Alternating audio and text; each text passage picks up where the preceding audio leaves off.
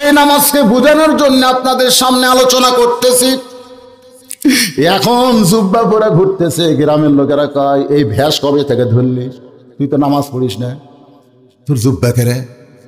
তখন দেখতেছে না গ্রামত চলা যাবি না, যেটি আমার কেউ চিনে না সেটি দলে ওই বাড়ি ছেড়ে চলে গেছে বহু দূর এক বাবার।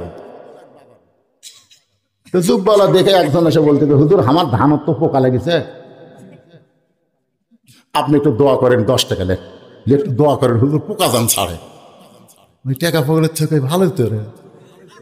কিছুক্ষণ পর আর একজন তো বলেছে, হুজুর আমার বইয়ের পেটে বাচ্চা আছে কিন্তু আঁককে না, পেটের মধ্যে মরে যায়, আমি একটা বাচ্চা ভালো চাই, ধরেন হুজুর 20 টাকা দোয়া। দুব্বালা চিন্তা করতেছে এই জায়গার থেকে যাওয়া যাবে না, এটা এমন এক জায়গা কেউ হাঁক চিনে না, খালি হুজুর করছে আর মারতেছে। কিন্তু আল্লাহর কি কাম, হাটে একটা ওয়াক্তিয়া মসজিদ আছে, তাহলে হাটের দিনে নামাজ হয়, অন্য সময় হয় না। যেদিন হাট লাগে সেই দিনে নামাজ হয়। ওই মসজিদে আসরের নামাজের আজান দিয়েছে, যেই মাত্র আজান দেয় তখন হাটের লোকেরা যারা নামাজি তারা সবাই ওয়াক্তিয়া মসজিদে যায়, কিন্তু জুব্বাওয়ালা তো নামাজ পড়ে না। একজন এসে হাত ধরে কয়, হুজুর আজান দিছে চলেন। জুব্বাওয়ালা কয়, কে রে, এখন তো বিপদ, তো যাওয়াই লাগবে, কি করবে, চলেন যাই। যেই মসজিদের জুব্বাওয়ালা গেছে সমস্ত মুসল্লি আলহামদুলিল্লাহ আলহামদুলিল্লাহ। আজান দেওয়ার পর থেকে আমরা হুজুর খুঁজতেছি পারে, কিন্তু একটা হুজুর নেই। আল্লাহ তোর উপর রহমত করুক রে, তুই হুজুর ধরে আনছু, যান হুজুর সামনে যান। জুব্বাওয়ালা জোরহাত করে বলছে, ভাই যান আমি হুজুর না, ভাই ভাই রে আমি হুজুর না রে, তোরা আমাকে হুজুর মনে করে ভুল করিস না ভাই। প্রত্যেকটা লোকেরা কয় আল্লাহর ওলি, হুজুর হওয়ার পরও যে হুজুর স্বীকার করে না, আল্লাহ ওলি রে। হুজুর কোনদিন কবি আমি হুজুর? নামাজ যদি কবুল করবার চাও জোর করে হুজুরের সামনে দাও। ওই হুজুর হবি না, তারপরে জোর করে সামনে দিছে। ওই এখন সামনে যে চিন্তা করে এটা কোন নামাজ? যে জীবনে নামাজ পড়েনি তাকে পড়াবার দিছে, এখন সামনে যা চিন্তা করে এটা কোন নামাজ, কিভাবে পড়ায়। কোন মতে নামাজের নিয়ত করে, কোন মতে নিয়ত করে রুকুর থেকে সেজদাত গেছে, যাওয়ার পরে চিন্তা করতেছে এরপরে কি হবে, এরপরে কি হবে। সেজদায় যায় চিন্তা করতেছে কি হবে। শয়তান বলতেছে ওয়াক্তিয়া মসজিদ চাটাইয়ের ঘর, যদি বাঁচবার চাস তাহলে মাথা তুলে দেখ, সামনে ফাঁক আছে, কারণ চাটাই মাটির সঙ্গে লাগালে ওই পোকা ধরবে, এই জন্য একটু ফাঁক করে লাগাছে। বাঁচবার যদি চাস ফাঁক দিয়ে পলায় যা। এই জুব্বাওয়ালা মাথা তুলে ফাঁক দিয়ে ইন্দুরের মতন খেলা মেরে পলে গেছে। সেজদালারা সেজদা থেকে চিন্তা করে জীবনে বহু সেজদা দিলাম, এত লম্বা সেজদা কোনোদিন দেইনি রে। রে কি হলো রে? তা হাটের মুসল্লি মানে, হাটের মুসল্লি বোঝেন না, ধর পড়া মুসল্লি। হাটের মুসল্লি মানে কি? ধর পড়া মুসল্লি। একজন মাথা তুলে দেখে হুজুর নাই, ওই ছিল আর উপর হয়ে থাকিস না রে। মানে ইমাম থাকলে হবি সেজদা, ইমাম না থাকলে কি সেজদা না উপর হওয়ার? আর উপর হয়ে থাকিস না রে, হুজুর নাই। সবাই মাথা তুলে গলায় হুজুর গেল কোথায়? যাকে তাকে নেতা বানানো যাবে না, যাকে তাকে ইমাম বানান যাবে না। মোরগ যদি আজান দেয় আর শিয়াল যদি মুসল্লি হয়, মোরগ দিছে আজান, মোরগ কে দিছে আর শিয়াল দৌড়াচ্ছে। শিয়াল দেখো মোরগ গাছের মাথা, শিয়াল বলতেছে ও মজ্জের মোরগ ভাই নিচে আসো, দুইজন নামাজ পড়ি। মজ্জিন কয় কে রে, তোর যা চরিত্র রে, তুই আমার সাথে জামাত করবো? মোরগ আজান যাই দেয়, তার বুদ্ধি কিন্তু বেশি। চিল্লায় বলতেছে ও মুসল্লি শিয়াল ভাই, তুমি হলাম মুসল্লি, আমি হলাম মুয়াজ্জিন, কিন্তু এখনো ইমাম আসেনি, জামাত করবার গেলে ইমামের দরকার। কিছুক্ষণ পরে মিস্টার ডগ আসতেছে। মোরগ বলে শিয়াল ভাই ওই দেখো নেতা আসতেছে, এখন আমি নিচে নামতেছি, শিয়াল কয় যে নেতার সাইজ রে আর জামাত হবে না। মোরক মার্কা মুয়াজ্জিন আর শিয়াল মার্কা মুসল্লি, কুত্তা মার্কার নেতা যদি হয় সেই জামাত করা যায়, সব দল মুসলমানকে করা যাবে না। নবী কিন্তু 2 রাকাত নামাজ পড়ে নাই, নবী 2 রাকাত নামাজ পড়াইছে। আবু জেহেলকে বলতে চাচা 2 রাকাত নামাজ পড়ানোর পরে সেখান থেকে 7 আসমান পাড়ি দিয়ে আমি আল্লাহর আরশে গেলাম, আল্লাহ পাকের সঙ্গে আমার দিদার হলো, আল্লাহর সঙ্গে আমার মেরাজ হলো, আমি জান্নাত জাহান্নাম দেখলাম, আল্লাহ পাক আমাকে 5 ওয়াক্ত নামাজ দিল। সে নামাজ নিয়ে রাতারাতি আবার দুনিয়াতে ফেরত আসলাম, ফজরের নামাজ পড়ে আপনার সঙ্গে আমার দেখা হলো। আমার মনে হয় আল্লাহর সঙ্গে মেরাজ করার কারণে আল্লাহ নূরের ছিটা আমার চেহারার মধ্যে লাগছে, যার কারণে আমাকে অতীব সুন্দর লাগতেছে। যারা নামাজ পড়ে আর যারা পড়ে না, দেখবেন 2 জনের চেহারা কিন্তু সমান না। নামাজি যদি কালো হয় তার চেহারার মধ্যে কিন্তু একটা নূর দেখা যায়, একটা সৌন্দর্য পাওয়া যায়। ধরে কোন কথা ঠিক কিনা ভাইজান? নামাজ এমন একটা ইবাদত, 1 জগ পানির মধ্যে 1 মুষ্টি চিনি ঘন্টন মারলে ওই চিনি যেমন পানির মধ্যে নিজের অস্তিত্ব বিলীন করে দেয়, মানুষ যখন রুকুর থেকে সেজদায় যায় ওই সেজদা কিন্তু মাটিকে দেয় না, ওই সেজদা আল্লাহর কুদরতি পায়। ওই বান্দা আল্লাহর মহব্বতে নিজের অস্তিত্ব বিলীন করে দেয়। তাক যদি আপনি দুনিয়া দিবার চান আর একটা ওয়াক্ত নামাজ বাদ দিবার কোন, ও বলবে দরকার হলে দুনিয়াকে 3 তালাক দিব, জীবন থাকতে একটা ওয়াক্ত নামাজ আমি বাদ দিব না। যারা 5 ওয়াক্ত নামাজ পড়েন, বিশ্বাস যদি না করেন একদিন এশার নামাজ বাদ দিয়ে খালি বিছনাত ঘুমাবার যাবেন, দেখে আপনি কত বড় মরদ ঘুম ধরে। এই কথা কন না কেন? একদিন ইচ্ছে করে দেখবেন এশার নামাজ পড়বো না রে, আমি ঘুম আসবো। আপনি যতই দোয়া পড়েন, যতই ঘুমের ট্যাবলেট কান, ঘুম ধরবি না যতক্ষণ এশার নামাজ আদায় না করবেন। ধরে কোন কথা ঠিক কিনা? কারণ নামাজ এমন একটা ইবাদত, এই ইবাদত বান্দা নিজের জন্য করে না। ইন্না সলাতি ওয়া নুসুকি ওয়া মাহইয়ায়া ওয়া মামাতি লিল্লাহি রাব্বিল আলামিন। আল্লাহ বলে ফেরেশতা শোনো, বাপ কামাই করে বেটার জন্য আর বান্দা নামাজ পড়ে আমার জন্য। ধরে কোন সুবহানাল্লাহ। একটা বাপ যে কষ্ট করে কামাই করতেছে কার জন্য করে? নিজের জন্য না বেটার জন্য? হ্যাঁ, বেটাকে বাপ ভালোবাসে, এই জন্য করে। আমি না খাই ছেলের জন্য কিছু করি পারে। জুমার দিন এসে বসে থেকে নামাজ পড়ে বুড়া, কি হয় নামাজ পড়ে? কথা কয় না, বসে থাকে বুড়া নামাজ পড়ে। কিন্তু আজকে থেকে জুম্মাত নাই, ইমাম সব বুড়া বসে থেকে নামাজ পড়ে, সে বুড়ার খবর কি? অসুস্থ নাকি? এক মুসল্লি বলতেছে না হুজুর, বুড়া জমির আল কাটতেছে। ইমাম কয়েছে সারা বুড়া সিয়ারত বসে থেকে নামাজ পড়ে, সেই বুড়া জমির আল কাটে, এই হাজলামো করো কেন? তো বিশ্বাস যদি না হয় আপনি খুঁজলেন। নামাজ শেষ করে ইমাম মুরব্বীর বাড়িতে গেছে, চাচা বাড়িতে আছেন? চাচি বলতে তোমার চাচা এখনো জমি।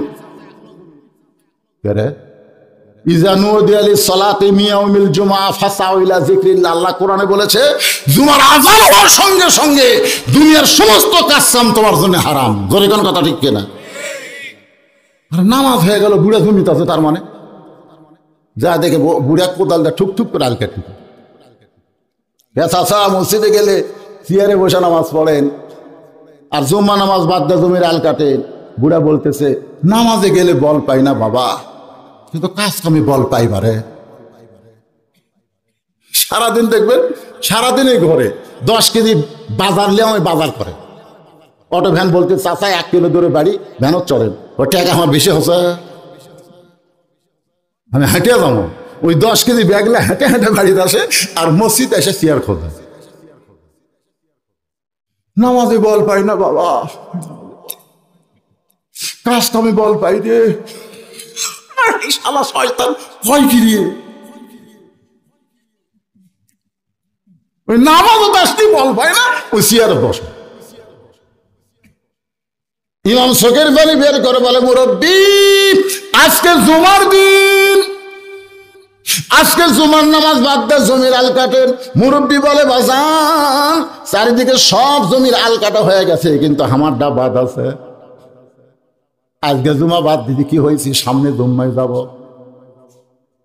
ইমাম কান্দার বলে মুরব্বী জুম্মার নামাজ বাদ দিয়ে দুনিয়ার কাজ কাম করতেছেন, মরে গেলেই বুঝবেন। মুরব্বী কান্দার বলে বাবা মরার কথা বলিস না রে, আমার 4টা সন্তান আছে বাবা, আমার 4টা ছেলে আছে, আমি যা কিছু করতেছি আমার জন্যে না, আমি করি আমার সন্তানের জন্যে। আল্লাহ কয় বান্দা নামাজ পড়ে নিজের জন্যে না, নামাজ পড়ে বান্দা আমি আল্লাহর জন্যে। সুবহানাল্লাহ কবেন না? আমরা নামাজকে আমাদের জন্য পড়ি না আল্লাহর জন্য পড়ি? আল্লাহ বলতেছেন নামাজ কুরবানি বেঁচে থাকা মরে যাওয়া লিল্লাহি রাব্বিল আলামিন, একমাত্র আল্লাহর জন্যে। ইমাম বলে মুরব্বী মরে গেলেই বুঝবেন। মুরব্বী বলে বাজা মরে গেলে আবার কেমনে বুঝবো? বলে আসল মরা না, মরার সাইজ হন, একটু মরার অভিনয় করেন। ইমাম শিখাই দিছে, বুড়া বাড়িতে এসে মরে আছে, আসলে মরেনি, মরার অভিনয় করতেছে। বড় ছেলে চিন্তা করে কে রে, প্রতিদিন বাপ আমাকে ডাকে, এই ফজর আজান দিছে, জমি গরু খাওয়া দেওয়া লাগবে, অমুক জায়গায় যাওয়া লাগবে, ফজর আজান দিছে নামাজের জন্য, শালা বুড়ে একবারও পায় না। আমাকে এলাকার ফজরে আজানের 15 মিনিট পর একটা গাড়ি যায়, ভোরের গাড়ি। ধরে কারণ কিসের গাড়ি? ফজরে আজান দিলে 15 মিনিট পরে ওই গাড়ি যায়। তা আমাদের গ্রামের লোক বগুড়া আবার হাজরা খাট পার দেয়। হাজরা খাটা বোঝেন না আপনারা? ফজরের গাড়ি, ভোরের গাড়ি ছিল, হাজরা খাট পার দেয়। একদিন মুয়াজ্জিন ওয়াজ শুনবার গেছে, ওয়াজ শুনে এসে ঘুম ধরছে, চেতন পায়নি, আজানও দেয়নি, ওরা চেতনও পায়নি। ওরা চেতন পায় থেকে ভোরের গাড়ি গেছে, সব কয়টা হাজরা মুয়াজ্জিনের বাড়ি যাচ্ছে। এই মুয়াজ্জিন আজান দিস নি কেন? মুয়াজ্জিন কয় তোরা তো একটাও নামাজ পড়িস না রে, যারা নামাজি তারা কেউ আসেনি, তোরা তো নামাজ পড়িস না, তোরা খেপছিস কে? তোরা আজান শুনে আমরা চেতন পায়া ভোরের গাড়ি ধরি রে। আজকে আজান দিস না, আমাকে হাজরা মিস হয়ে গেছে, ঠিক আছে? কি বুঝতেছেন? কি বুঝতেছেন? আজান কি ভোরের গাড়ি ধরার জন্যে না ফজরের নামাজ পড়ার জন্যে? যে বাবা আমাকে আরো ডাক দিয়ে তুলে কাজের হুকুম বাতলাই, সেই বাবা আজকে কেন ওঠে না? বড় ছেলে দরজায় গিয়ে ডাকে, বাবা দরজা খোলেন, বাবা কোনো কথা কয় না। দরজায় ধাক্কায় বাবা কোনো কথা কয় না। জোরে দরজা ধাক্কা দিয়ে দেখে বাবা ওড়ে, তা মানে চাদর দিয়ে ঘুম পাড়তেছে, বাবার পা নড়াইতেছে, বাবা কথা কয় না। ছেলের বিশ্বাস হয়ে গেছে বাবা মরছে। যেই বাবা ডাক দেওয়া লাগে না, আমাদের ডাক দিয়ে তোলে, সেই বাবাকে আজকে ডাকলাম, দরজা ধাক্কা দিয়ে খুলে বাবার পা নড়ালাম। এরপরেও যখন বাবা কথা কয় না, বাবা মরে গেছে, বাবা আমার মরে গেছে। আরো 3টা ভাই, ওরা সর্বসাকুল্যে কয় ভাই? বড় ভাই আজান দিছে, আয় আয় আয় বাবা মরছে, এটাও কিন্তু আজান দেওয়া। আজান দেওয়া মানে কি ডাক দেওয়া। ওরা 3 ভাই 4 ভাই একত্র হয়ে বলতেছে, বুড়ার বেটা মরলো মরলো বারে, কিন্তু গন্ডগোল লাগাতে মরলো, বাপ কিন্তু মরেনি, শাসন দিছে। তো বড় ভাই কয় কি গন্ডগোল রে? আপনি বড়, আপনি হিসাব করবেন না? জমি কিনা লাগতো 40 বিঘা, কিন্তু এই বুড়া 39 বিঘা জমি কিনাই মরলো। কে বুড়া মরবো মর, আর 1 বিঘা জমি কিনাই মর, আমরা 10 বিঘা করে পাই। আর এক ভাই বলতেছে খালি জমির দিক দিয়ে গন্ডগোল লাগাই নিত, ঘরের দিক দিয়েও লাগাতো। ঘর বানান লাগতো 8টা, আমরা 2টা করে পেতাম, কিন্তু 7টা বানাতো। কে বুড়া মরবো মর, আর একটা বানে দিয়েই মর। বড় ভাই বলতেছে আর কান্দা লাভ নাই, জমিও পাওয়া যাবে না, ঘরও পাওয়া যাবে না। বুড়া যেই ঘরত মরছে এই ঘর তোমরা কার ভাগত দিবা? 3 ভাই বলতেছে আপনি যখন বড় তাহলে আপনি এই ঘর নেন। বড় ভাই বলতেছে আমার ভাগে যদি এই ঘর দাও, মরা লাশ আমি বেশিক্ষণ ঘরে থাকতে দেব না, কারণ বউ চললে এই ঘরে তোমার থাকা লাগবে। মরা লাশ বেশিক্ষণ থাকতে দেব না, ঘর দোসঙ্গে হয়ে যাবে। বুড়া কিন্তু মরে নাই, চাদরের তলে সব শুনতেছে। এখন চাদর টান দিয়ে দেখে বুড়া মরছে মরছে, কিন্তু মরার সাইজ ভিন্ন, এইভাবে মরাস। ছোট ভাই বলতেছে ভাইজান যেভাবে বুড়ার বাপ মরছে, এই বুড়া বাপকে বার করবার গেলে তো দরজা কাটা লাগবে, কারণ এই দরজা দিয়ে এই লাশ বার করা যাবে না। বড় ছেলে বলতেছে মরার আগে দরজা দেখে মরা উচিত ছিল। আটো দরজার বুড়া উষার হয়ে বলো দরজার দাম আছে, দরজা আমরা কাটবো না, দরকার হলে বুড়ার হাত পাও ভাঙ্গে আমরা সোজা কর্ম, আমরাই তো স্যার ভাই, আর তো কেউ নেই। আয় আয় চার ভাই যখন বুড়ার হাত পাও ভাঙ্গার জন্য যায়, এমন সময় বুড়া মনে মনে চিন্তা করে মানুষ যখন আসল মরবে তখন দেখবে আজরাইল একটা, কিন্তু মরার অভিনয় করে আমি আজরাইল দেখতেছি চারটা, এই চারটার জন্য আমি জুমার নামাজ বাদ দিয়া আমি জমির আল কাটছি, এরা তো মানুষ না রে। এখনো যদি অভিনয় করি তাহলে তো আমার হাত পাও ভাঙ্গে। যেই চার বেটা হাত পাও ভাঙ্গার জন্য আসতেছে, এমন সময় মুরব্বী এই হাতটা খালি চার ছেলে মারছে দৌড়, হাই হাই মরিনি রে। বুড়া কানতে কানতে ইমামের কাছে গেল, ইমাম জুমার নামাজ বাদ সাথের জন্য দুনিয়া করলাম, তারা আজকে আমার সঙ্গে এমন ব্যবহার করতেছে।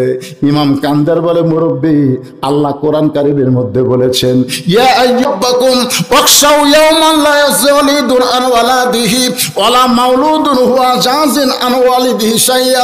মানুষরে তোমরা সেই দিনকে ভয় করো যেদিন পিতা পুত্রকে চিনবে না, পুত্র তার পিতাকে চিনবে না।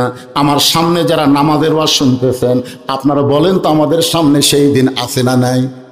যখন আসে না নাই, সেই দিন হলো কিয়ামতের দিন। সেই কিয়ামতের দিনের আগে আমরা ভালো হব না মরার পরে ভালো হব? মরার আগে না পরে? মরার আগে কারা কারা ভালো হবে না আল্লাহকে একটু হাত দেখান তো দেখে। লিল্লাহে তাকবীর, লিল্লাহে তাকবীর। হাত নামান। মরার আগে যদি ভালো হয়ে মরবার চান তাহলে আজকে নামাজের ওয়াজ শোনা লাগবে, শুনবেন না?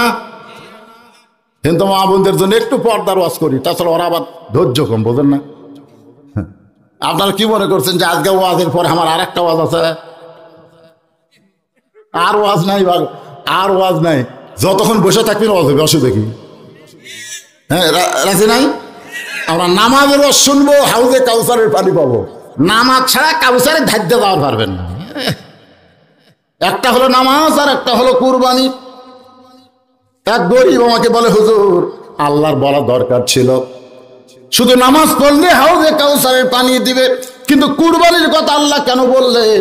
আমরা গরিব মানুষ, আমরা তো কুরবানি করতে পারবো না, কুরবানি তো গরিব মানুষ দেয় না হুজুর, তাহলে কুরবানির কথা আল্লাহ কেন বললেন? এই কুরবানি মানে গরু খাসি কুরবানি না। দুইটা বাচ্চা মুআজ আর মুআব্বেস নবীর কাছে এসে কাঁদতেছে। আল্লাহ রাসূল বলে, কি জন্য কান্দিস? বলে, হুজুর আমরা কুরবানি হব। আল্লাহ রাসূল বলে, কি জন্য কুরবানি হবে? বলে, আমাদের জীবনকে আল্লাহর জন্য কুরবানি করব হুজুর।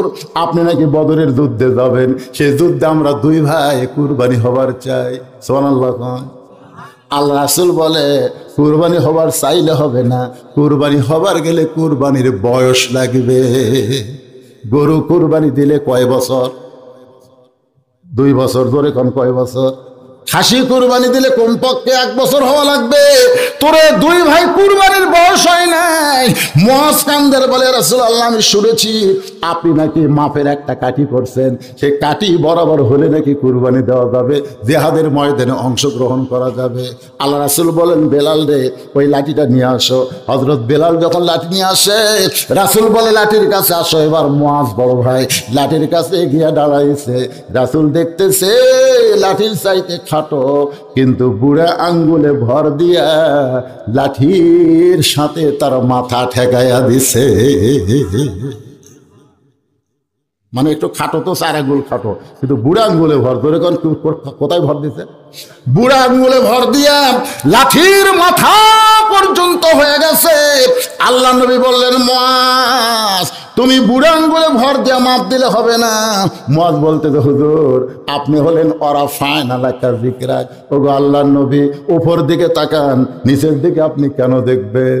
আপনি নিচের দিকে কেন দেখবেন গো নবী? দেখেন তো লাঠি বরাবর আমি হইছে কিনা।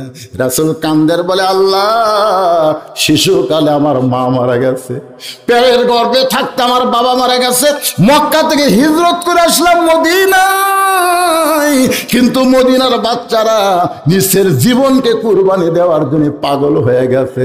রাসূল বলেন, মুয়াজ রে, আল্লাহ তোমাকে কুরবানির জন্য কবুল করেছে। জোরে কোন সুবহানাল্লাহ। মুআব্বিস বলে, ইয়া রাসূলুল্লাহ, আমিও তো কুরবানি হওয়ার চাই। আল্লাহ নবী বললেন, তোমার বড় ভাই চাইতে তুমি 3 বছরের ছোট, তুমি তো মাফে হবাই না, বরং তুমি বাড়িতে ফেরত যাও। এবার মুআব্বিস বলে, হুজুর, আমার ভাই লম্বা হওয়ার পারে, কিন্তু শরীরে বল নাই, শরীরে কোনো শক্তি নাই। কুস্তি লাগায় দেখেন, আমার সঙ্গে আমার বড় ভাই পারবে না। মুয়াজ চিল্লায় বলে, কেরে মুআব্বিস, তুই কোনোদিন কি আমার সঙ্গে পারবি নাকি? বলে, লাগে দেখ, লাগে দেখ। বড় ভাই ছোট ভাইয়ের সঙ্গে কুস্তি করে, ছোট ভাই বড় ভাইয়ের কানে কানে কান্দের, বলে, ভাইজান, কাফেরেরা ডান দিক থেকে নবীকে যখন তরবারি মারবে, তুই ডান সাইডে দাঁড়ায়া তোর দেহ কুরবানি করবি নবীর জন্যে। কিন্তু বাম দিক থেকে যদি কেউ তীর মারে ভাই, তাহলে বল তো সেই দিকে কে দাঁড়াবে? সেই দিকে কে দাঁড়াবে বল? তুই একটু দুর্বল হয়ে আমাকে তোর বুকের ওপর উঠাইয়া দে। আমরা দুইটা ভাই আল্লাহ নবীর জন্য নিজের জীবন কুরবানি দিবার চাই। সঙ্গে সঙ্গে বড় ভাই দুর্বল হয়ে মুআব্বিসকে বুকের উপরে উঠাইয়া দিছে। নবী দুইজনকে হাত ধরে বলে, বাবু, এই কিশোর যুবকেরা নিজের জীবনকে যদি কুরবানি দিবার চায়, গোটা পৃথিবীতে কলেমার পতাকা উঠতে আর বেশি দিন বাকি না। এই কুরবানি মানে গরু খাসি কুরবানি না, জালেমের বিরুদ্ধে, জুলুমের বিরুদ্ধে আমাদের যুবকদেরকে কুরবানি দেওয়া দরকার আছে না নাই? দরকার আছে না নাই? এইভাবে আর বসে থাকলে হবে না। ইমানের দাবি যদি কুরবানি হয়, সেই দাবি ঘরে বসে থাকা নয়। কেরে গানটা গাইলে কি গুনাহ হবে নাকি? সবাই বলেন, ইমানের দাবি যদি কুরবানি হয়, সেই দাবি ঘরে বসে থাকা নয়। ইমানের দাবি হলো কিছু বিনিময়, সেই বিনিময় যদি কলিজার ঘাম হয়, সেই ঘাম দিতে যেন তৈরি থাকি। ওগো দয়াময় আমার আল্লাহ দয়াময়। এই কুরবানি সম্পর্কে কিছু ওয়াজ করব, রাজি আছেন তো? 1 নম্বর কি? নামাজ। 2 নম্বর কুরবানি, হাউজে কাউসারের পানি। আর মেয়েদের জন্য 1 নম্বর হলো পর্দা। আমার মায়েরা 10টা মিনিট আপনার জন্য ওয়াজ করি। গত বছর আমি সম্পূর্ণ ওয়াজ মেয়েদের জন্য করেছিলাম, আপনাদের মনে আছে? ওই হোসেন রাদিয়াল্লাহর বিয়ায় ওয়াজ করছিলাম। আমার মায়েরা যাওয়ার সময় কইল, আজকে আমাকে কলজা ভরা হুজুর ওয়াজ শোনালো। কিন্তু এইবার যদি মেয়েরা আবার রাগ করে, এই জন্য মাত্র 10টা মিনিট একটু ওয়াজ করে আবার আমি নামাজের দিকে আসতেছি। ভাইজান, কোনো টেনশন নাই? কোনো টেনশন আছে না? সারা রাত নয়, গভীর রাত্রে ফাতেমা হযরত আলীকে বুকের মধ্যে নিয়ে কাঁদতেছে আর বলতে, স্বামী গো, আমার দোয়া আল্লাহ কবুল করছে। আলী ফাতেমার কপালে চুমা দিয়েছে, সুবহানাল্লাহ, যে আল্লাহ দোয়া কবুল করছে। তা কান্দো কেন? দোয়া কবুল তো খুশির কথা, সুবহানাল্লাহ কর না কেন? ফাতেমা বলে, স্বামী গো, আল্লাহ কি দোয়া কবুল করছে আপনি কি শুনবেন না? আলী বলতেছে, ফাতেমা, আল্লাহ যখন তোমার দোয়া কবুল করেছে, কি দোয়া কবুল করছে বলো? ফাতেমা বলতেছে, আমি আল্লাহর কাছে দোয়া করেছি, আল্লাহ ফাতেমাকে তুমি পর্দার মধ্যে মৃত্যু দিও। আল্লাহ তাআলা আমার দোয়া কবুল করেছে। সঙ্গে সঙ্গে হযরত আলী ফাতেমার কপালে চুমাতে বলে, তুমি সারা জীবন পর্দার মধ্যেই থেকেছ, পর্দার মধ্যে মারা যাবে, দোয়া আল্লাহ কবুল করেছে, তাহলে কান্দার কারণ কি? ফাতেমা বলে, স্বামী গো, শেষ কথা হলো আজকে রাত্রে বেলা পর্দার মধ্যে আমার মৃত্যু হবে। যেই কইছে আজকে রাত্রেবেলা পর্দার মধ্যে আমার মৃত্যু হবে, গাছের গোড়া কাটলে গাছটা যেমন ঠাস করে পড়ে যায়, হযরত আলী তেমনি পড়ে গেলেন ঘরের মাজায়। মা ফাতেমা মুচকি মুচকি হাসতেছে, স্বামীর মাথাটা উড়াতের উপরে নিয়ে কপালে চুম্বন দিয়ে বলে, স্বামী গো, এতদিন ধরে আমি বিশ্বাস করতাম আপনি আসাদুল্লাহিল গালিব, আপনি হলেন আল্লাহর সিংহ। এতদিন ধরে বিশ্বাস করতাম আনা মাদিনাতুল ইলমি ওয়া আলিউ বাবুহা, আপনি হলেন জ্ঞানের সম্রাট, আপনি জ্ঞানের সম্রাট বীর হয়ে আমি মরে যাওয়ার কথা শুনে আপনি এমন করে দুর্বল হয়ে পড়ে গেলেন কেন? আপনি কি বিশ্বাস করেন না এই দুনিয়াতে আসলে যাইতে হবে? এই দুনিয়া থাকার জায়গা না, এই দুনিয়া আসলে, সবাই বলেন আসলে, কেন কন না কেন? এই যুবকেরা কি মনে করতেছে আসলে যাওয়া লাগবে না? না থাকার জন্য যাচ্ছেন? 3 তলা 5 তলা 7 তলা বাড়ি বানাচ্ছে, রে আমি যাবো না, রে যাবো না। তুরস্কের খবর কি, সিরিয়ার খবর কি রে? আর 7 তলা 8 তলা লিফট দিয়ে উঠছে, তাহলে সামান্য না। আপনারা জানেন খুব অল্প সময়ের মধ্যে বাংলাদেশ, ভারত, আর একটা কি নেপাল নাকি মিয়ানমার, এই 3 দেশের মধ্যে ভূমিকম্প আসতেছে। কি মনে করতেছেন যাবেন না? কবে আসবি, কয়ে আসবি, দেরি করে। আর একবার যদি ভুল করেন, ভুল করা বুঝতেছেন না?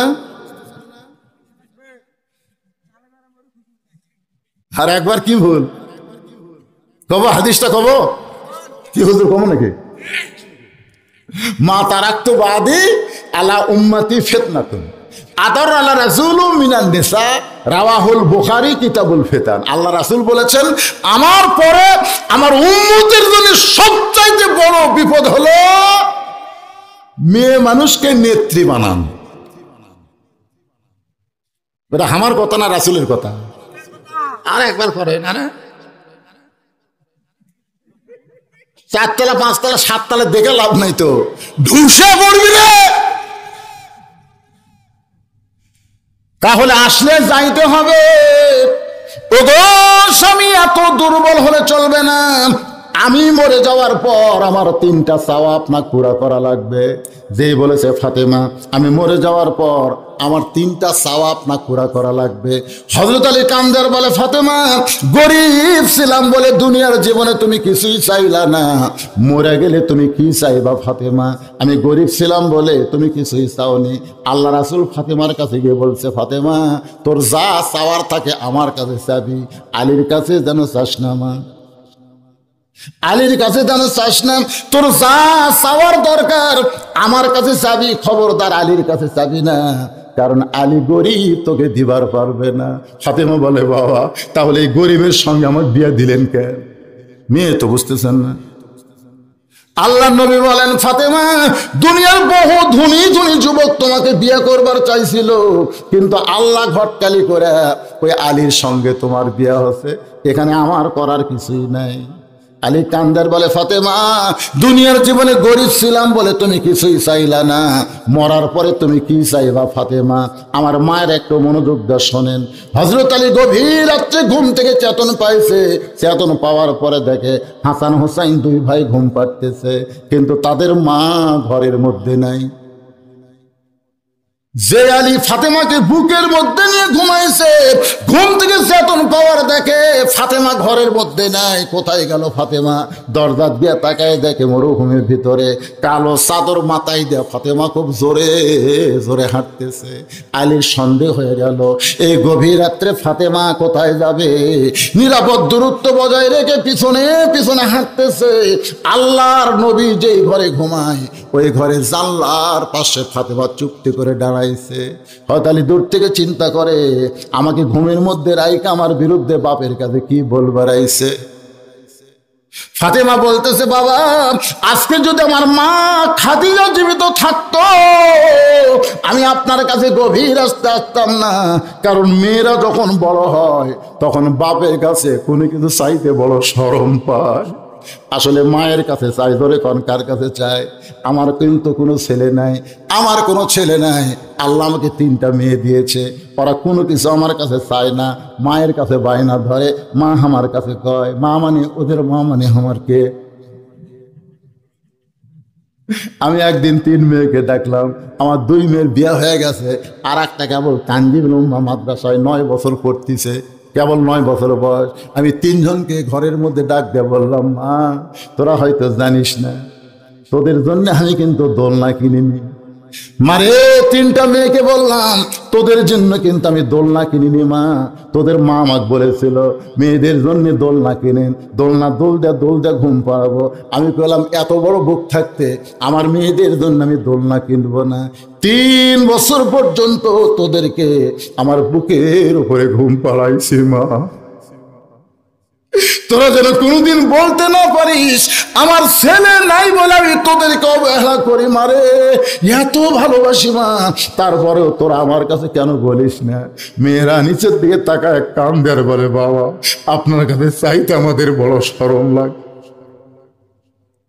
হযরত আলী দূর থেকে তাকায় দেখে ফাতেমা জানলা ধরে বলতেছে, বাবা আমার মা খাদিজা যদি জীবিত থাকতো আমার প্রয়োজন হলে মায়ের কাছে বলতাম, কিন্তু মা নাই গো বাবা, আপনার কাছে গভীর রাত্রে আইছি, মেহেরবানি করে একটু দরজা খুলে দেয়। আল্লাহ নবী যখনই দরজা খুলে দিয়েছে, ফাতেমা ঘরের মধ্যে ঢোকার সঙ্গে সঙ্গে হযরত আলী জানলার কাছে এসে কান ফেলাইছে। রাসূল বলে, ফাতেমা এত রাত্রে একা একা কেন ঘরে ঢুকলি মা? আমার আলীকেও ঘরের মধ্যে নিয়ে আয়। যেই বলছে আমার আলীকেও ঘরের মধ্যে নিয়ে আয়, সঙ্গে সঙ্গে হযরত আলী জানলার কাছ থেকে চমকে উঠছে। আমি যে জানলার কাছে, এটা কি আল্লাহর নবী জানে নাকি? আলীর এলেম বলতেছে নবী গায়েব জানে না, আলীর এলেম বলতেছে নবী গায়েব জানে না। তুমি যে জানলার কাছে, এটা নবী জানতে পারে না। যারা জ্ঞানী তারা সবাই বিশ্বাস করে গায়েবের মালিককে। আরো জোরে বলেন, গায়েবের মালিককে। এটা যারা জ্ঞানী তারা বিশ্বাস করে। আর মূর্খরা বলে আমার বাবাও গায়েব জানে। বাবা বলে গায়েব জানে, চোখ বন্ধ করে মুরিদ কাঠ হয়ে বলছে, আব্বা আব্বা করে কয়, আব্বা তিরক আব্বা করে কয়, আব্বা এত দূরে থাকি বললেন কেন? তোর তো চোখ নাই গাদা, তুই কি বুঝবো? চোখ বন্ধ করে দেখতেছে কাবার ধারে মুরগি ঘুরতেছে। এরা আল্লাহর ঘরের কাছে মুরগি ঘুরলে খেদার লাগবে না? ঝাঁকি মারছি, মুরগি সরে গেছে। মুরিদ কয়, হাই রে বাবা, কুঠি বাবার কুঠি কাবারে। আমার বাপ তো সব দেখে রে, আবার মুরগি খেদায় বাংলাদেশের থেকে। বউ গেলে ঘরের মধ্যে দাঁড় পিছিয়েছে, বউ বউ শালা মদ্দা, এ ভণ্ড যা খাই তাই শোনো। দেখি তোর বাপ কেমন করে কাবার মুরগি খেদায়, আজকে আজকে পরীক্ষা নেই। দুপুরবেলা খাবার সময় ভাতের তলে মাছ দিছে, মাছ ভাতের তলে ভাজি করে দিছে, উপরে ভাত দিছে। তখন বাবা খাবার দিছে, বাবা করতে দেখে রে খালি ভাত দিলি তরকারি গুলি রে। তো মুরিদ বউকে বলে, এই বাবা ভাত দিছে তরকারি দিবা না? বউ বলতেছে আসতেছি আসতেছি। বাপ মনে মনে খুশি হয়, দেখ তরকারি উচিলে আর বউ ডাক দেখা হবি রে, তরকারি উচিলে আর বউ দেখা হবি। বাবারা কিন্তু মুরিদের বউয়ের সাথে চোখ মারে, বোঝেন না? শালারা লুচ্চা, যে লুচ্চা বোঝেন না? এই জন্য আমি প্রত্যেকটা ওয়াজে বলি ভাই, প্রত্যেকটা ওয়াজে বলি 3টা জিনিস খেয়াল করবেন। ডাক্তারের বইয়ের কোনোদিন সিজার লাগে না, মৌলবীর বাড়ির কোনোদিন মিলাদ লাগে না, আর পীরের বউ কোনোদিন মুরিদ হয় না। আপনার খেয়াল করে দেখবেন একটা পীরের বউ মুরিদ নাই, কারণ পীরের বউ জানে আমার পীর 1 নম্বর লুচ্চা, এই শালার কাছে মুরিদ হয়ে লাভ নেই। আর মৌলবীরা জানে মিলাদ একটা ফাও জিনিস, আমার বাড়িতে লাগবে না, পরের বাড়িতে পড়ে খামো, ধরে কোন কথা ঠিক। আর ডাক্তাররা জানে সিজার হলো মায়ের ক্ষতি, বাচ্চার ক্ষতি, এই জন্যে ডাক্তারের বউ সিজার করায় না, নর্মালে বাচ্চা হয়। আসলে সব মায়ের নর্মালে বাচ্চা হবে। যখন সিজার আবিষ্কার হয়নি তখন কি বাচ্চা হয়নি? এই কথা কোন তখন কি হয়নি? কিন্তু এখানকার ডাক্তাররা টাকা খাওয়ার জন্য আলট্রাসাউন্ড করলে কয় কাঠ হয়ে আছে, তো কাঠ হয়ে আছে, তখন কই কাঠ তো বার করে কাটা ছাড়া হবি না, শালারা ডাকাত। তো আসলে 3 দিন আপনি ধৈর্য ধরলে নর্মালি বাচ্চা হবে, কিন্তু মায়েরা পেটের বিষাদ ধৈর্য ধরে না, তখন পেট কাটে, বাচ্চার ঘুম ভাঙেনি। এখন এই ঘুমন্ত শ্লোক বার করে কি করবি? লড়েও না, চড়েও না, কথাও কয় না, তখন পা ধরে ঘুরে ওর যে মাথার ঝাঁকি লাগে ভাই, ওই দুনিয়াতে আসার কান্না থামে না। পানি পড়া দিয়ে কান্না থামে না, তেল পড়া দিয়ে কান্না থামে না। মা ওকে হুজুর দোয়া দরুদের বরকত নেই, কেমনে কান্না থামে? 1-8 মাস পর বললাম মা খবর কি? আর কান্দে না। থামলো কি দিয়ে? একটা মোবাইল কিনা দিতে হুজুর, আর কান্দে না। এই শালা স্বীকার করা চল বলো, মোবাইল না দিলে ভাত খায় না। কথা কন না কেন, কথা কন না কেন?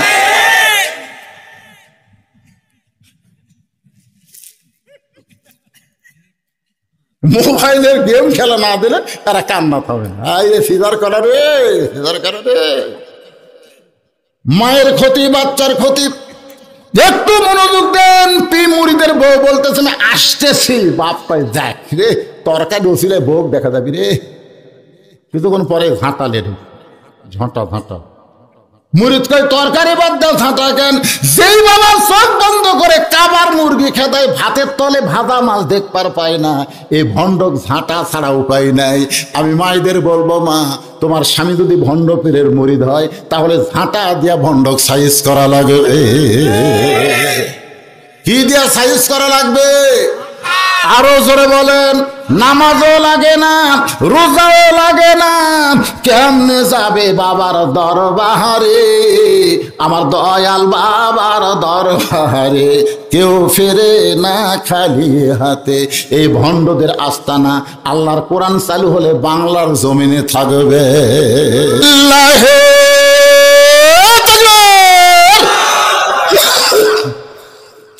হযরত আলী জ্ঞানী মানুষ, বুঝবার পারছে যে কেমন তুই একলা একলা ঢুকলি কেন? কেন বলতেছে? কারণ গভীর রাত্রে বিয়ে দেওয়া মেয়ে যদি বাবার বাড়িতে একলা আসে, অবশ্যই বাবা জিজ্ঞাসা করবে তোর স্বামী কোথায়। এই কারণে নবী বলতেছে আলীকেও ঘরের মধ্যে নিয়ে আয়। ফাতেমা কান্দার বলে, বাবা আমার হাসান হোসেন ঘুম পাড়তেছে, আমার কলিজার টুকরা স্বামী ঘুমের মধ্যে আছে, আমি ঘুমন্ত স্বামীকে ডাক দিতে ভয় করেছি বাবা, তাই স্বামী সন্তান ঘুমের ভিতরে আমি চুপি চুপি চোরের মতো আপনার কাছে আইছি, মেহেরবানি করে একটু বাতি জ্বলান। আল্লাহ নবী বলে, ফাতেমা কি বলবি বল, বাতি জ্বলান লাগবে না। ফাতেমা বলে, বাবা জীবনে বহুবার কইছি বাবা, কাম হয় নাই, আজকে গভীর রাত্রে আপনাকে একটু দেখাবার চাই। বলবো না বাবা, একটু বাতি জ্বলান। নবী যেই মাত্র ঘরে বাতি জ্বলাইছে, ফাতেমা 2টা হাত নবীর সামনে বাড়ায় দেয়। আল্লাহ নবী তাকায় দেখে ফাতেমার হাতের তালু আছে, কিন্তু তালুর উপরে কোনো চামড়া নাই, 2টা হাত গোস্তের টুকরার মতন দেখা যায়। নবী ঘরের কোনায় গিয়ে বলে, আল্লাহ লাম ইয়ালিদ ওয়া লাম ইউলাদ, তোমার সন্তান নাই, তুমি বুঝতে পারতেছো না আল্লাহ। আল্লাহ গো, দুনিয়ার কত ধনী যুবকেরা আমার ফাতেমাকে বিয়ে করবার চাইছিল, তুমি ঘটকালি করে গরিব একটা আলীর সঙ্গে বিয়ে হলো। জাঁতা ঘুরাইতে ঘুরাইতে আমার মেয়ের হাতটা গোস্তের টুকরা হয়ে গেছে। আল্লাহ আমার ফাতেমার এই কষ্ট আমি বাবা কেমনে সহ্য করি? আমি যদি শুধু নবী হইতাম আল্লাহ, তোমার কাছে কোনো কৈফত করতাম না, শুধু বাবা হওয়ার কারণে আমার যে বড় কষ্ট হয়। সঙ্গে সঙ্গে ফাতেমা মাথায় কাপড় দিয়া আল্লাহ নবীর ঘর থেকে বাহিরে আসে। রাসূল ডাকতে বলে, ফাতেমা আমি তো তোর বিরুদ্ধে কিছুই বলিনি মা, তুই কেন ঘর থেকে বাইরে যাস? ফাতেমা বলতেছে, বাবা আপনি একদিন বলেছিলেন আল্লাহ ছাড়া কাউকে যদি সেজদা দেওয়ার হুকুম থাকতো, তাহলে তোকে বলতাম হাসান হোসেনের বাপের পায়ে সেজদা করবি। সেদিন আমি বুঝেছি গো বাবা, সেজদা দেওয়ার হুকুম নাই, কিন্তু আল্লাহর পরে মেয়েদের কাছে সবচাইতে দামি হলো তার স্বামী। আমার সেই কলিজার টুকরা স্বামীর বিরুদ্ধে আপনি আল্লাহর কাছে কি বলেন? দরকার হলে আমার হাতের গোস্ত লাল হয়ে যাবে, টুকরা টুকরা হয়ে যাবে, কিন্তু আমার স্বামীর বিরুদ্ধে কোনো কথা আমি শুনবো না। এই বলে ফাতেমা যখন ঘর থেকে বাইরে যায়, হযরত আলী পিছনে পিছনে হাঁটে আর কান্দে আর বলে, আল্লাহ গো, এত কষ্টের পরেও আমার বউটা আমাকে এত মহব্বত করে, আমি বউ পাইনি আল্লাহ, মনে হয় জান্নাত আমার ঘরে। ফাতেমা যখন কান্দের বলে, স্বামী গো আমি মরে যাওয়ার পর আমার 3টা চাওয়া আপনাকে পুরা করা লাগবে। আলী বলে, ফাতেমা দুনিয়ার জীবনে চাইলে কষ্ট পাবো বলে চাইলা না, মরার পরে তুমি কি চাইবা? ফাতেমা বলে, 1 নম্বর চাওয়া হলো রাতের অন্ধকারেই আমাকে দাফন করা লাগবে। আমি রাতের অন্ধকারে মরবো আর দিনের বেলা আমার কবর দিবে, দুনিয়ার মানুষ আমার কবর দেখবে, আমার পর্দার খেলাফ হয়ে যাবে। মায়েরা যারা পর্দায় আছেন একটু মনোযোগ দিয়ে শোনেন। ওগো স্বামী, আমার 2 নম্বর চাওয়া হলো আমার কোনো জানাজার ব্যবস্থা করবেন না। আমি দুনিয়ার কোনো মানুষের দোয়া চাই না, আমি খালি আপনার দোয়া চাই। আপনি দোয়া করলেই ফাতেমার যথেষ্ট হয়ে যাবে, কারণ মেয়ে মানুষ কারো দোয়ার দরকার নেই, খালি স্বামীর দোয়া হলেই তার জন্য জান্নাত। জোরে কোন সুবহানাল্লাহ। ওগো স্বামী, আমার 3 নম্বর চাওয়া হলো আমার জন্য খাটনির ব্যবস্থা করবেন না, কারণ 4 জন পুরুষ মানুষ খাটনি কান্দে নেবে। আমি ফাতেমা খুঁজা দেখলাম 4টা পুরুষ আমার দুনিয়াতে নাই। আমার বাবা যদি থাকতো দুনিয়ায়, মরা মেয়ে লাশের খাটনি বাবা কান্দে নেবার পারতো, কিন্তু 6 মাস আগে আমার বাবা দুনিয়া থেকে বিদায় নিয়েছে। আমার হাসান হোসেন এত ছোট, মায়ের খাটনি কান্দে নিবার পারবে না, শুধু আপনি আমার লাশটা কান্দে নেবেন। আমি কয় মন ওজন, কতটুকু ওজন আপনি জানেন গো স্বামী, দুনিয়ার কোনো মানুষকে আমি জানাবার চাই না। কান্দে করে নিয়ে ওই জান্নাতুল বাকির পূর্ব কোণায় একটু দাফন করবেন। হযরত আলী দাফন করার পর গভীর রাত্রে আল্লাহর কাছে বলে, আল্লাহ আমি ফাতেমার প্রতি খুশি হয়ে গেছি, আল্লাহ তুমি আমার ফাতেমার উপর একটু খুশি হয়ে যাও। মায়েরা শোনেন, স্বামী বলতেছে, আল্লাহ আমি ফাতেমার প্রতি খুশি হয়ে গেছি, তুমি একটু খুশি হয়ে যাও। এই দোয়া করার পরে তাকায় দেখে সামনে কয়েকটা পুরাতন কবর, এই মাত্র ফাতেমার যে কবর দিতে সেই কবর আর নাই। হযরত আলী চিল্লায় বলে, এই মাত্র কবর দিলাম, সেই কবরটা গেল কোন জায়গায়? গোটা জান্নাতুল বাকি। হযরত আলী দৌড়ায় আর বলে, ফাতেমার কবর, ফাতেমার কবর কোথায় রে, ফাতেমার কবর কোথায় রে? কে যেন ডাকতে বলে, আলী আমার ফাতেমা পর্দানিশি, আমি আল্লাহ জোহরা ডিগ্রি দিয়া ফাতেমার কবরটাকে কিয়ামত পর্যন্ত পর্দা করে দিয়েছি। আল্লাহ রাসূল বলেছেন, জান্নাতি নারীদের নেত্রী হবে ফাতেমা। ও মায়েরা, যদি শুধু ফাতেমার সঙ্গে জান্নাতে থাকবার চান, তাহলে পর্দা ছাড়া থাকার কোনো উপায়, জোরে কোন উপায়? মেয়েদের জন্য একটু পর্দার ওয়াজ করলাম, এখন আবার নামাজের ওয়াজে চলে আসবো। বিরক্ত হচ্ছেন? মাশাআল্লাহ ভাইজান, একটু নামাজের ওয়াজ মনোযোগ দিয়ে শোনে। আল্লাহ রাসূল বললেন, চাচা এই জন্যে আমার চেহারা দিয়া কি বার হচ্ছে? সঙ্গে সঙ্গে আবু জেহেল বলতেছে, আগে জানতাম তুই আধা পাগল রে, কিন্তু আজকে দেখতেছি তুই পুরা পাগল। তুই পাগল রে, তুই পাগল। আমি 2 বার বাইতুল মুকাদ্দাসে গেছি, 2 বার, যেখানে যাইতে 30 দিন লাগে, আসতে 30 দিন লাগে, আর তুই আজকে রাত্রে শীত নামাজ পড়াছো। এই কথা বলে আবু জেহেল দৌড় মারতেছে। পিছন দিক থেকে নবী ডাক দেওয়া বলে, চাচা আপনি আমাকে 1000 বার পাগল পান, সমস্যা নেই, দৌড়ান কেন? আবু জেহেল বলতেছে, দৌড় মারার কারণ হলো কিছুদিন হলে আমি লক্ষ্য করতেছি, কিছুদিন মানে আমি ইদানিং হলে লক্ষ্য করতেছি যে আমার বাড়ির দিকে মানুষ থুতু দেয়, থু, আর তোর বাড়ির দিকে সালাম দেয়। এরা আমার এইরকম একটা বাড়ি, আর সেই বাড়ির থুতা দেয় রে, আর তোর বাড়ির সালাম দেয়। আমার থুতা দিবে, তোর সালাম দেবে, তোর মতন মানুষ আমার কাছে থমো। আমি চিন্তা করতেছি তো কিভাবে এর থেকে তাড়ান যায়, কিন্তু আজকে ইস্যু পাচ্ছি তো পাগল মানে তাড়ানো। আবু জেহেল চলে গেছে আবু বকরের দরজা। ভাইজান একটু শোনেন না আমাদের ওয়াজ। আবু বকরের দরজাটা বলতেছে, আবু বকর, আবু বকর কই করি, এটা তো আবু জেহেলের কণ্ঠ। নেতাকে আমার দরজা খুলে বলতেছে, নেতা খবর কি? বলে তোমার নবী পাগল হচ্ছে জানো। সঙ্গে সঙ্গে আবু বকর চিল্লা বলে, আবু জেহেল যেই কথা একবার বলেছো ওই কথা যদি আর একবার বলো, এই হাতের দিকে থাকে, যেই কথা একবার বলেছো এই কথা যদি আর একবার বলো, আর একবার বলো। কি এটার নাম কি? আর একবার বললে কি করবি? ওদের না এদের। আবু জেহেল 3 ধাপ পিছনে গেছে, কে রে এই নরম মানুষ, ইকে গরম রে।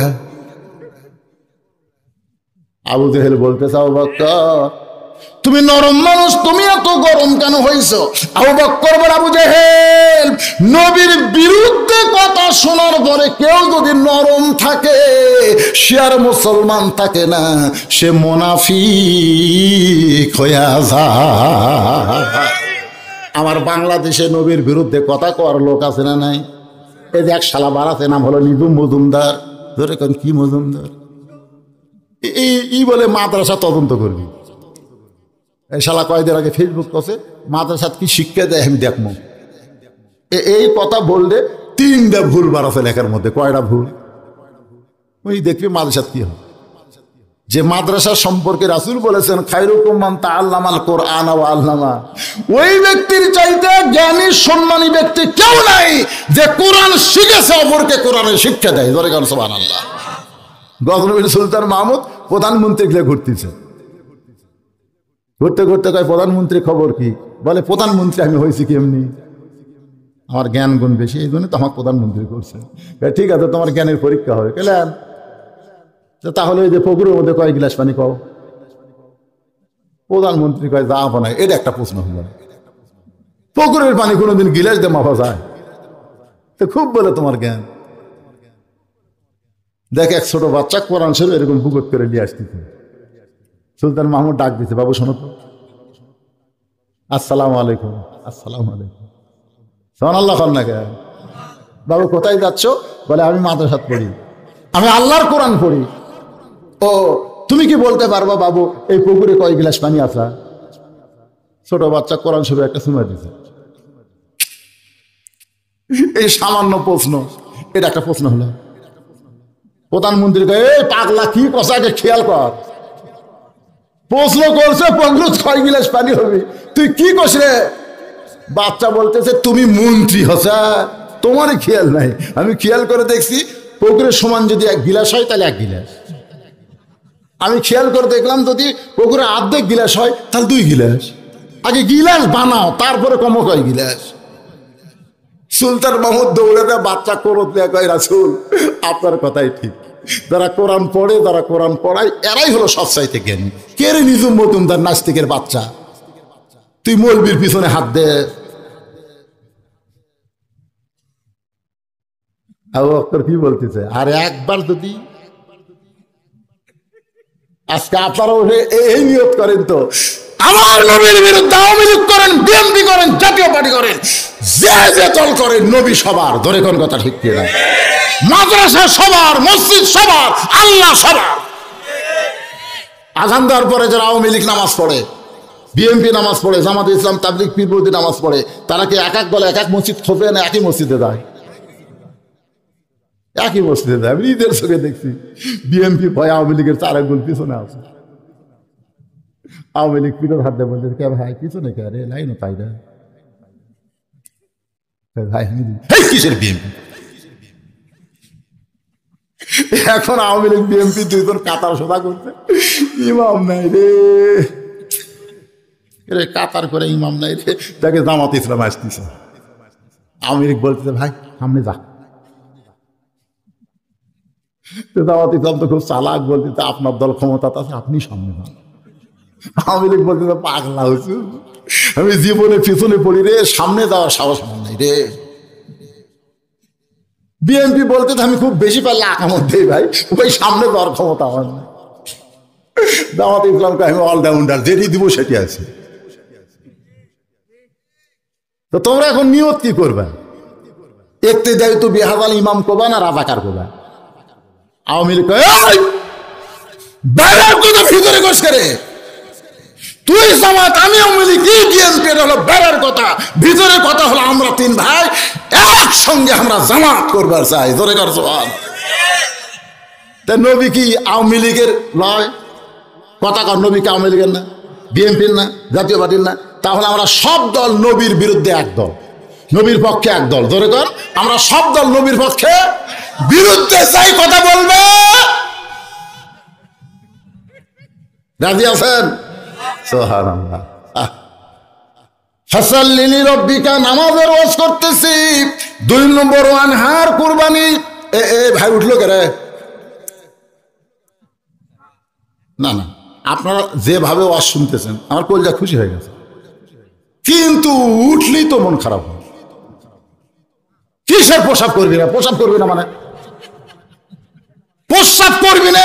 আপনারা কম তো, আপনারা কেউ ঘুমের মধ্যে পেশাব করছেন? এ কথা কন না, কেন করছেন? কেন করেননি? কারণ আপনি জানেন ঘুমের দাম আছে। ঘুমের আগে পেশাব করবো, তারপরে ঘুমাবার দাম। কিন্তু আপনারা কোরআনের দাম বুঝলেন না রে।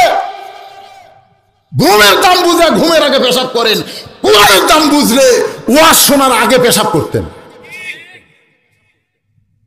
কি কথা রে বারে?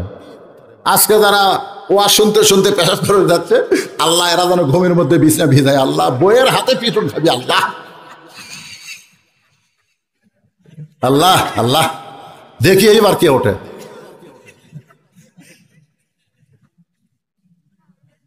কি নামাজের ওয়াজ শুনবেন না? শুনবেন না?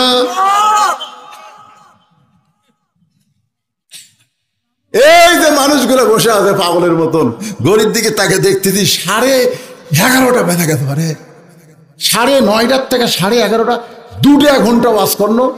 মনে হচ্ছে না ওয়াজ আমি করতেছি, আর মনে হচ্ছে না 11:30 বাজলো, কেবল মনে হয় 8টা বাজতেছে। তোর এখন কথা কর না কেন? এটা কোরআনের মুজিজা ভাই, এটা কোরআনের মুজিজা। একটু মনোযোগ দিয়ে কথাগুলো শুনতে হবে। আবু বকর বলে, আবু জেহেল নবীর বিরুদ্ধে কথা বললে কেউ যদি নরম তাকে সে মুনাফিক হয়। আবু জেহেল বলে, আবু বকর তোমার নবী বলতেছে বাইতুল মুকাদ্দাসের মধ্যে 2 রাকাত নামাজ পড়াছে, সেখান থেকে 7 আসমান পাড়ি দিয়ে আল্লাহর আরশে গেছে। বলো তো আবু বকর, এইটাকে বিশ্বাস করা যায়? আবু বকর বলে, আবু জেহেল এই কথা যদি আল্লাহর নবী বলে থাকে তাহলে এক বিন্দু মিথ্যা বলে নাই। আবু জেহেল কয়, কে রে সকালটাই হন মাটি, আমি কার কাছে খবর দিলাম? আমার তাই হুজুর, বড় হুজুরের ফাঁসি কবে হবে?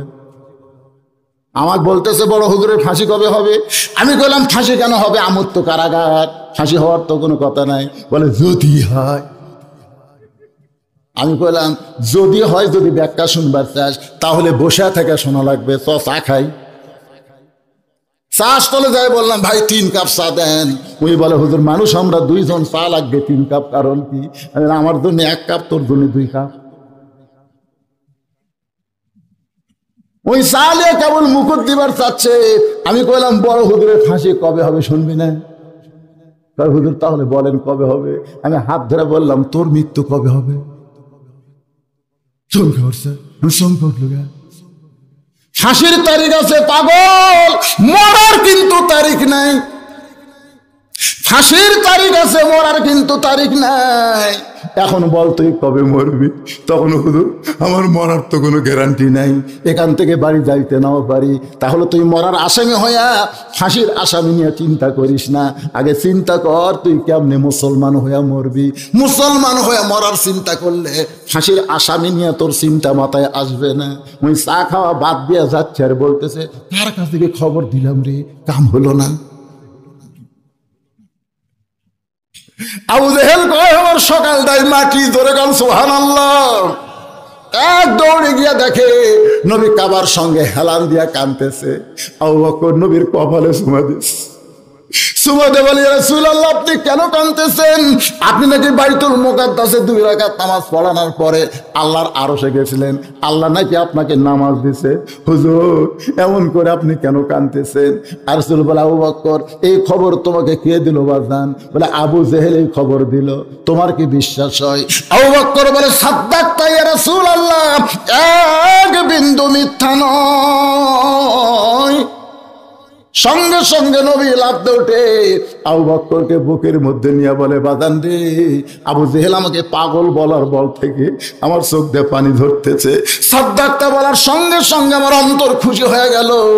আল্লাহ বলে হাবিব আপনার মেরাজকে যে সাদ্দাকতা বলল সে শুধু আবু বকর না, আমি আল্লাহ তার সিদ্দিক ডিগ্রি দিয়া দিলাম। চারদিক থেকে সাহাবীরা এসে বলে, রাসূলুল্লাহ, আল্লাহ পাক আপনাকে নামাজ দিয়েছে, এই নামাজ সম্পর্কে হুজুর বলেন, আমরা একটু শুনবার চাই। রাসূল বললেন, নামাজ সম্পর্কে শুনলে শুধু হবে না, নামাজকে গ্রহণ করা লাগবে। আজকে নামাজ সম্পর্কে অল্প সময়ের মধ্যে আমি বলে দিব, কিন্তু নামাজ খালি শুনলে হবে না, ফজর থেকে আমাকে নামাজ ধরা লাগবে। রাজি আছেন? রাজি? কারা কারা দুই হাত তুলে দেখ, আল্লাহ দেখান। রে শরীর পাক আছে তো?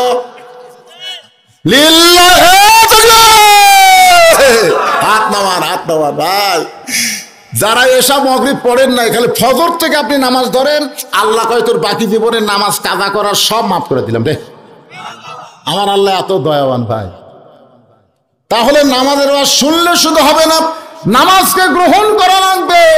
নামাজ যদি কেউ গ্রহণ করে, আল্লাহ বলেছেন, ফালিয়াবুদু রাব্বা হাযাল বাইত আল্লাযী আত'আমাহুম মিন জু'ইন ওয়া আমানাহুম মিন খাউফ। এই ঘরের মালিকের তোমরা নামাজ পড়ো, গোলামি করো, তোমাদের দুটা পুরস্কার দেওয়া হবে। 1 নম্বর পুরস্কার হলো তোমাদের রিজিকের কোনো পেরেশানি থাকবে না। 2 নম্বর পুরস্কার হলো ভূমিকম্প লিয়া তোমাকে ভয় করা লাগবে না। সুবহানাল্লাহ। ওরা বলতেছে ভূমিকম্প হবে, এ হবে, সে হবে, হবে না। আল্লাহ বলেছেন, এই নামাজের মাধ্যমে আমি তোমাদের রিজিকের পেরেশানি দূর করে দেব। 23 সাল দুর্ভিক্ষর বছর হবে না, 23 সাল হবে বরকতের বছর। সুবহানাল্লাহ। কোন এ কথা কোন? সুবহানাল্লাহ। কোন এই শালার নেতারা নামাজ পড়ে না, দুর্ভিক্ষ হবে। আমি গ্যাস কিনবার যাই, কই ভাই দাম কত? 1800। ফেরে গত টার্মে কত কিনছি? 1300। এই কয়দিনে 500 বাড়লো কে? হুজুর আরো বাড়বি, টাকা থাকলে 2 বোতল বেশি লাগ। আপনি জানেন এপ্রিল মাসে কি হবে? কি জানি রে হুজুর, জানেন না? কি হবে? কি হবে? মুসলমান কথা বলেন। যেই দেশের আকাশ দিয়ে পাখি উড়ে যাওয়ার সময় পায়খানা করে, মাটি পড়ার 7 দিন পর সেই পায়খানা থেকে একটা গাছ জন্ম নেয়। ধরে কথা কর না কেন? একটা গাছ জন্ম নেয়। সেই দেশে দুর্ভিক্ষ হবে? শালাকের মাথা নাই, যা কয় তাই। আল্লাহ কি কয়? পারেন তো, সবাই পারবেন, আমার সঙ্গে পড়েন, ফালিয়াবুদু রাব্বা হাযাল বাইত আল্লাযী আত'আমাহুম মিন জু'ইন ওয়া আমানাহুম মিন খাউফ। সে নামাজ সম্পর্কে একটু ওয়াজ করি। সাহাবীরা বলে, ইয়া রাসূলুল্লাহ, নামাজ সম্পর্কে আমরা শুনবো। রাসূল কয়, শুধু শুনলে হবে না, গ্রহণ করা লাগবে। আল্লাহ নবী বললেন, সাহাবীরা শোনো, ফজরের ফরজ হলো 2 রাকাত। আল্লাহ যখন ফজরের ফরজ আমাকে দিচ্ছেন, এমন সময় আবু জেহেল গ্রুপ নিয়ে হাজির। নবী কেবল নামাজের কথা বলবেন, এমন সময় আবু জেহেল গ্রুপ, ধরে কোন কি গ্রুপ? গ্রুপ নিয়ে হাজির। আবু জেহেলের গ্রুপের মধ্যে একটা তেলতেলা আছে। তেলতেলা বলতেন আপনারা? ও যে কয় মাদ্রাসা পড়লে চাকরি হবে না, তেলতেলা। এই তেলতেলার আগেই গল্প দেয়, কি করবি হুজুর, কি করি রে হুজুর, তাই না? আর তেলতেলার কথা লিখবি, আমার বাপই আমার ছেলেরা কোনো টেনশন নাই, তাহলে এই হুজুরলাই চিন্তা। হ্যাঁ, খুব চিন্তা করতেছিল। আব্বা কয়, বাবা শোন, যদি তোর দিন নাই চলে, তোকে না হয় 2-4 বিঘে তুমি আমি বেশি দেবো, তুই আবাদ করে পারবো না। আমি কই, আব্বা আপনার কি নিয়ম? নিয়ত মানে মাদ্রাসাত পড়িস তো, কি করে খাবো বাবা? আমি যেদিন প্রথম গাড়ি কিনে বললাম, আব্বা আজকে আপনি গাড়ি করে ওয়াজ করে নিয়ে যাবেন। আব্বা কয়, কি আবার এই গাড়ি? গাড়ি তুলে এসি দিতে বুঝলেন, গরমের দিনে এসি। আব্বা কয়, আপনি 3 বেটার গাড়ি আছে? আব্বা কয়, না আবার নাই রে। তো কি করে খাই? চলে না বাহ। আমি আগে মোবাইল করে করছি, আজ কিন্তু আমার বাপ আসতেছে, আমাকে যা খিলাস খেলা, বাপক কিন্তু খিলার লাগবে। যাইয়া দেখি ভাই 16-17 আইটেমের নাচ থাকে। আব্বা দেখি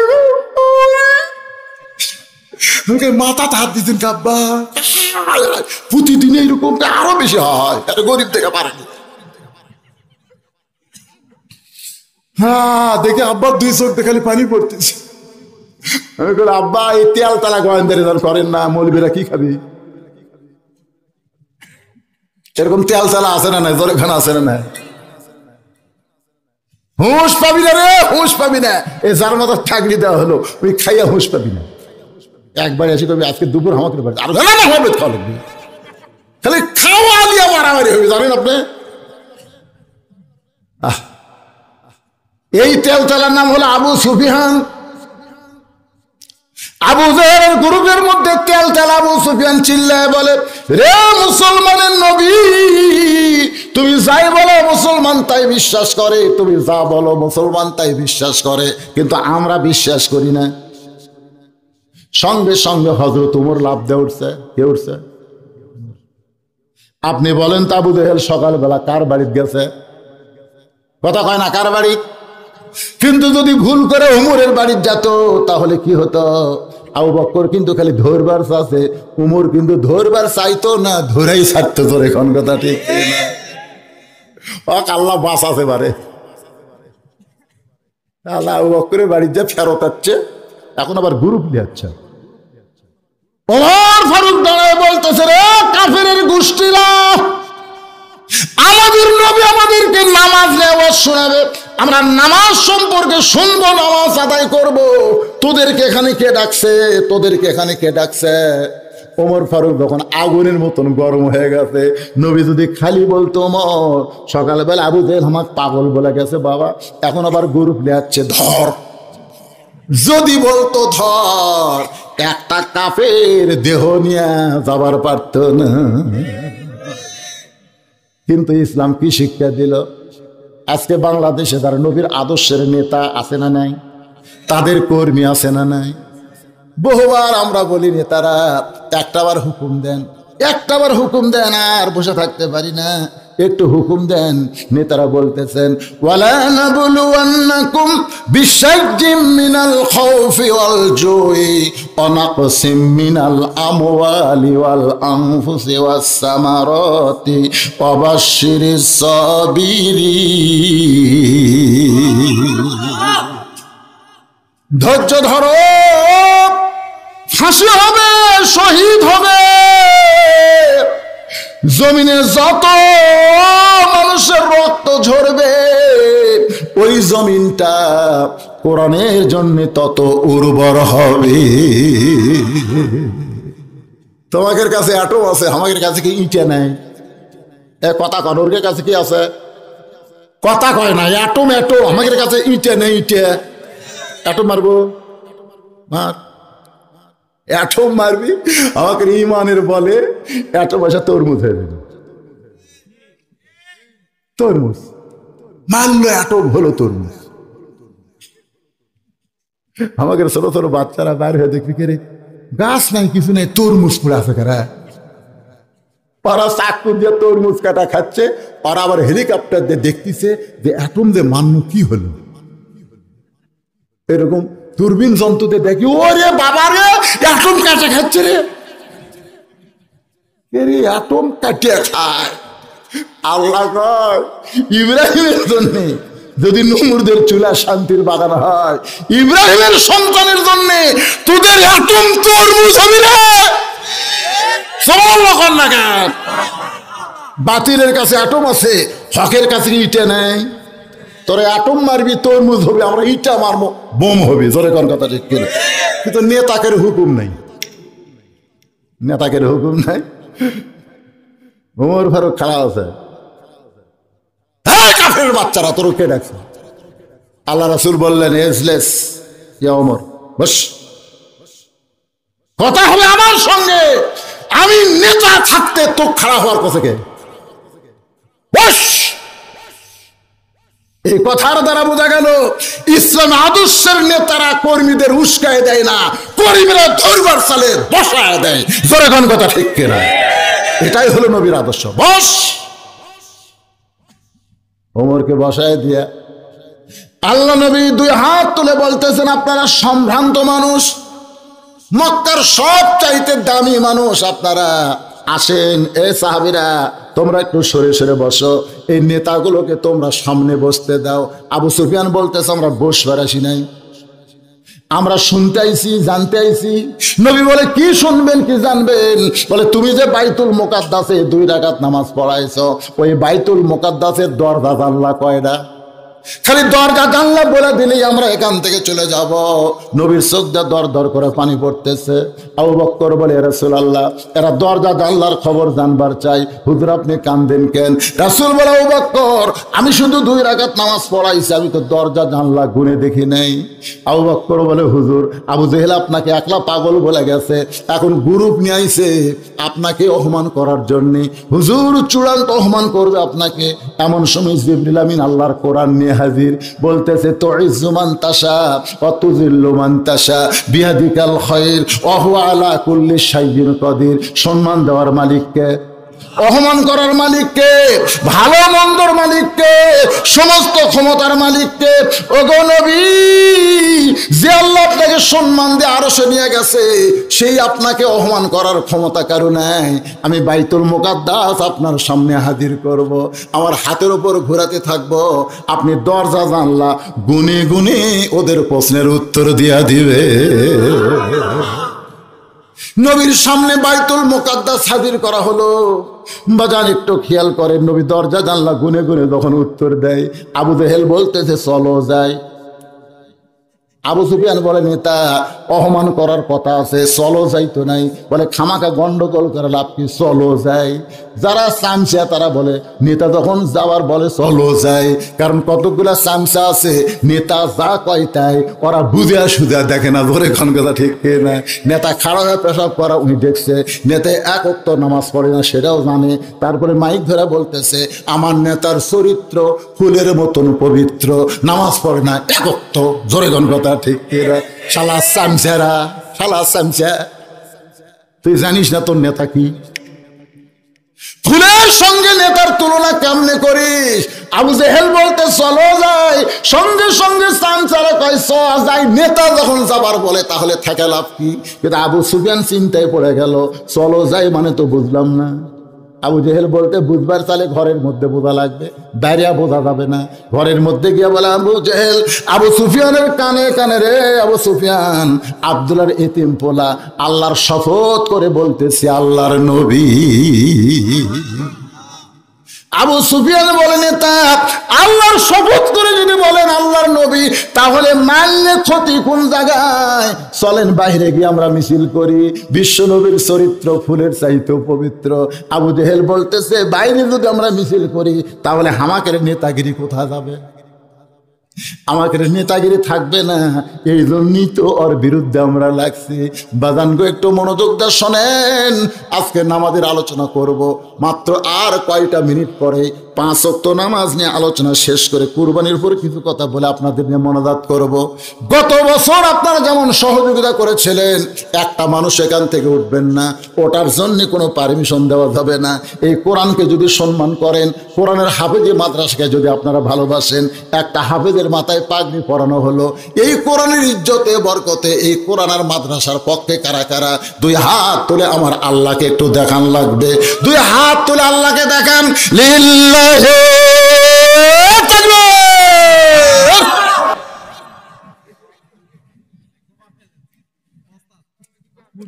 আমার মায়েদের মধ্যে কেউ গেছে? আমাদের মায়েরা আছে, মায়ের মধ্যে কেউ গেছে?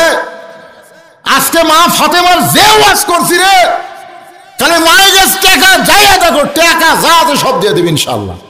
মায়েরা যে কোনো সময় মরা লাগবে, মা আসলে যাওয়া লাগবে।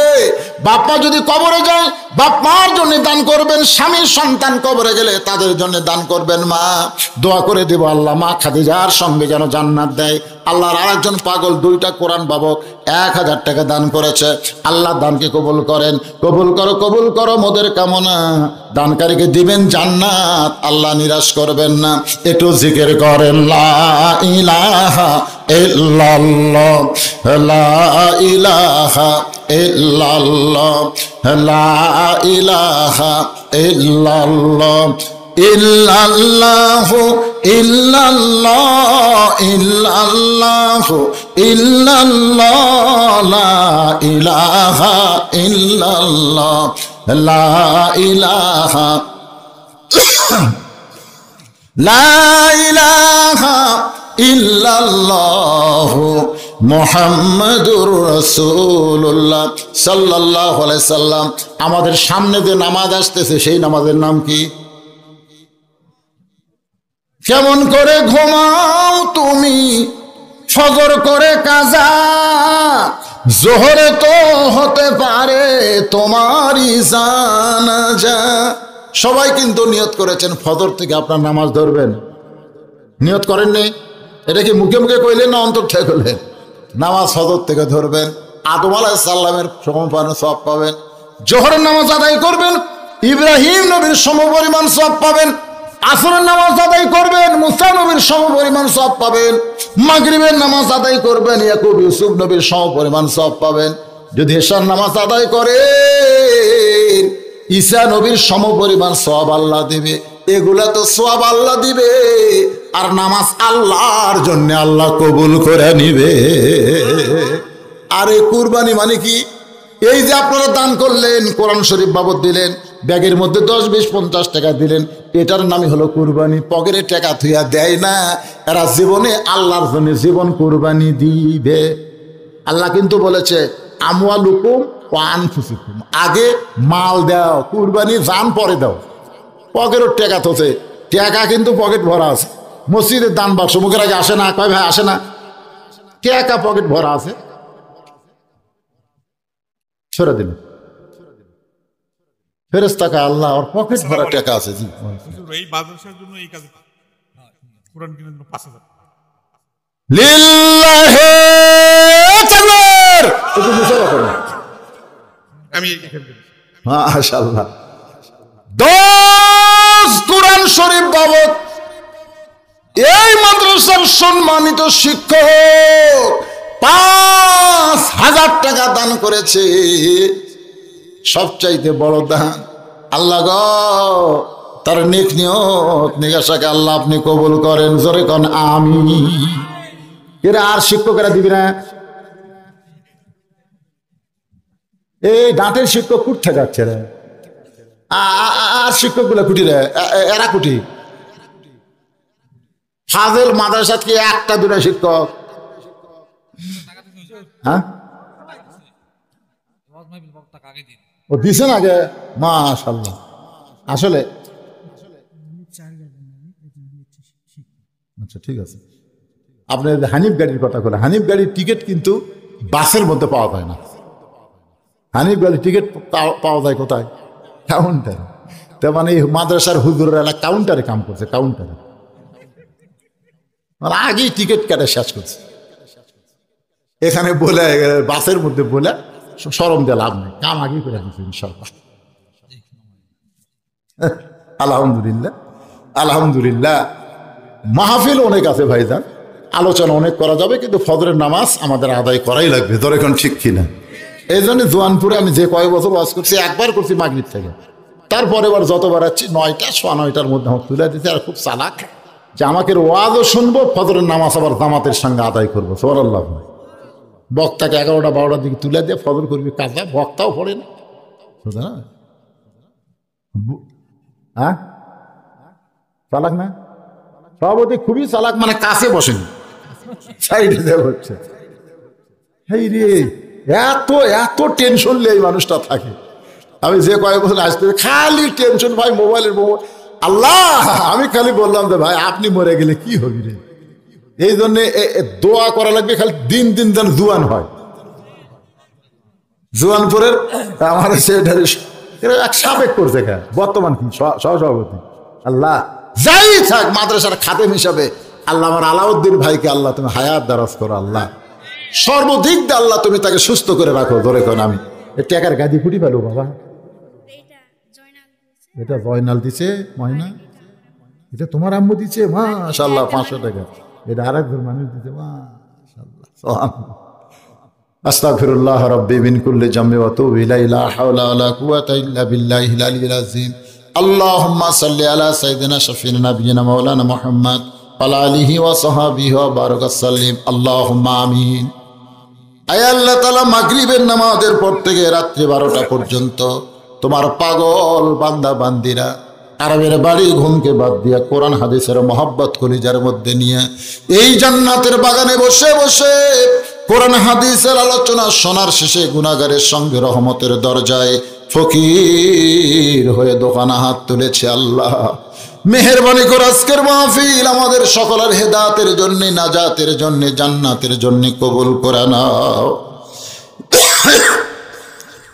আয় আল্লাহ, মাহফিলের শুরু থেকে শেষ পর্যন্ত যত আলোচনা হয়েছে আল্লাহ, ত্রুটি বিচ্যুত হলে মাফ করে হাদিয়া যেটুকু মঞ্জুর করো সোনার মদিনায় নবী পাকের রওজা মুবারকে কবুল করে নাও।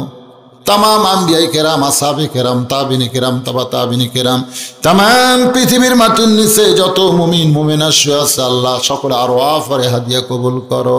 আল্লাহ আমরা যারা হাত তুলেছি আমাদের জনম দুঃখনী মা যাদের কবরে চলে গেছে আল্লাহ মেহেরবানি করে মায়ের কবর জান্নাত বানায় দাও।